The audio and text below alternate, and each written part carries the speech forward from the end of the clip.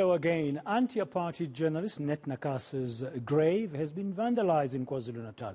It's believed this is because it was next to that of slain Orlando Pirates goalkeeper Senzo Meyiwa, whose supporters were unhappy with progress in his murder case.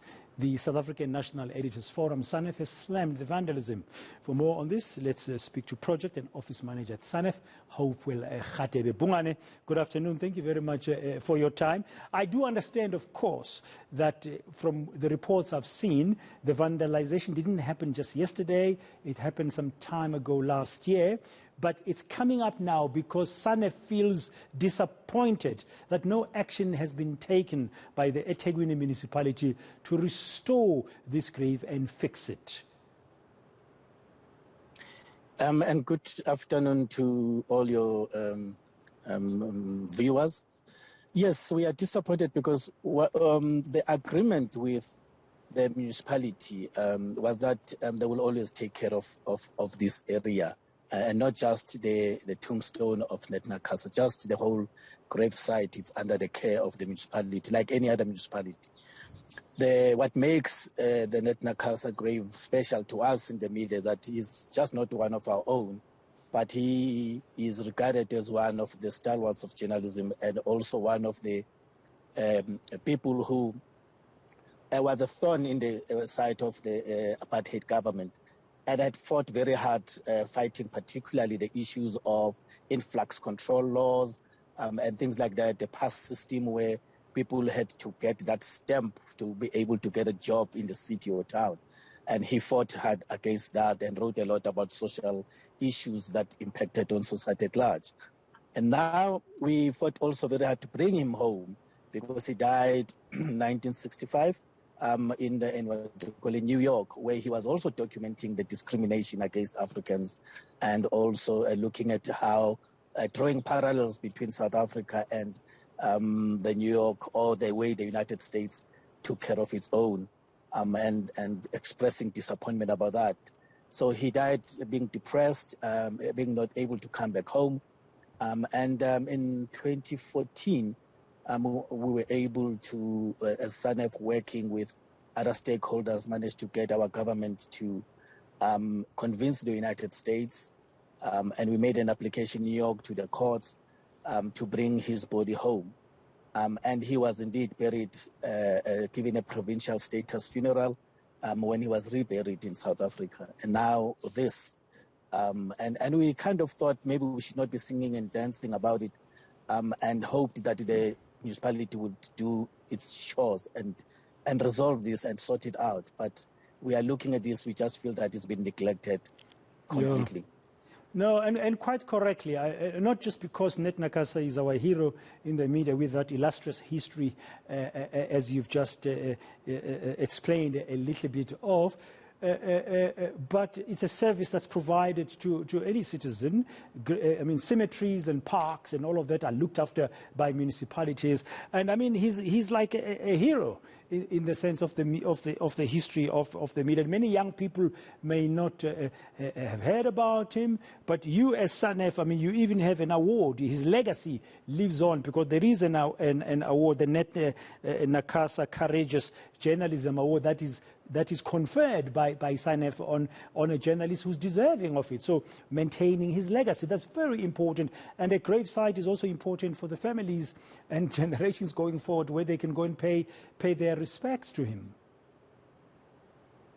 Yes, sir. And if you look at it really, I think it is now 24 years that award it's been given to a deserving journalist.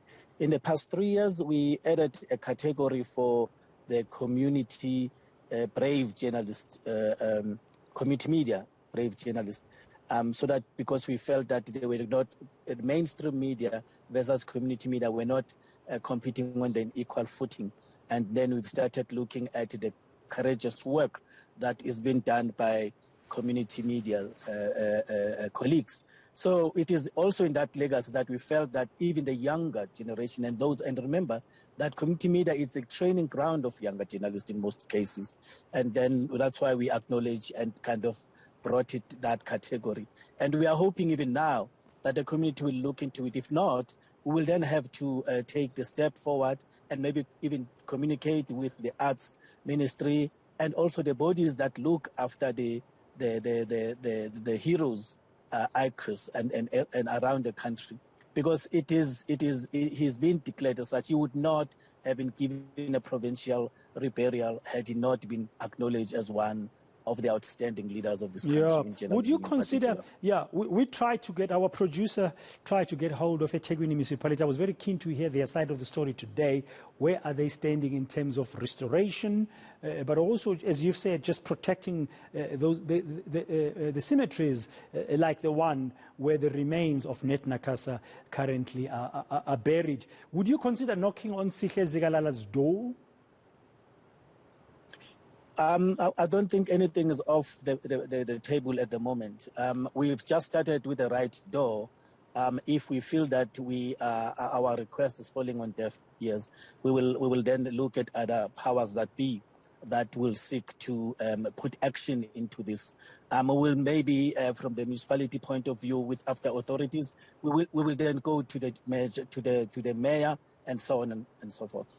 Yeah, I mean, there's a bigger story here. There's a bigger picture, man. Not story. There's a bigger picture here. Yes. Like, we no longer respect, and that's a generalization, we no longer respect cemeteries. I mean, when I was growing up, you just didn't go to a cemetery. There had to be a reason, and you respected the dead and the memories of the dead and the remains of loved ones, of so many of us. But this incident as well, including the vandalization of Senzo Meyiwa's grave in this particular cemetery in Durban, eThekwini, just shows the disrespect and the disregard we are seeing by sections of the population of people here towards those who've departed. I couldn't agree with you more, and I can say with absolute authority that even in my hometown, I come from a small town of Standard and Sakile, south of Mpumalanga. You know, when you go towards the gravesite to bury anybody these days, you find that the fence is no longer there. There are all kinds of animals, like your goats and cows are just, you know, strolling into the area that used to be sacred and highly regarded, and the fence was always made sure, the municipality used to make sure that they manned the fence.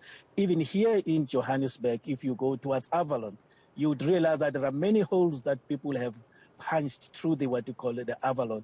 And there are cars that just come in, not through the gate, but they've created loopholes here and there. And then some of the wall that they've put there, the municipality, people have crushed that stop nonsense, so to speak, because that's what we say. So you can see there is a growing trend as if, you know, the dead are dead and who's supposed to care?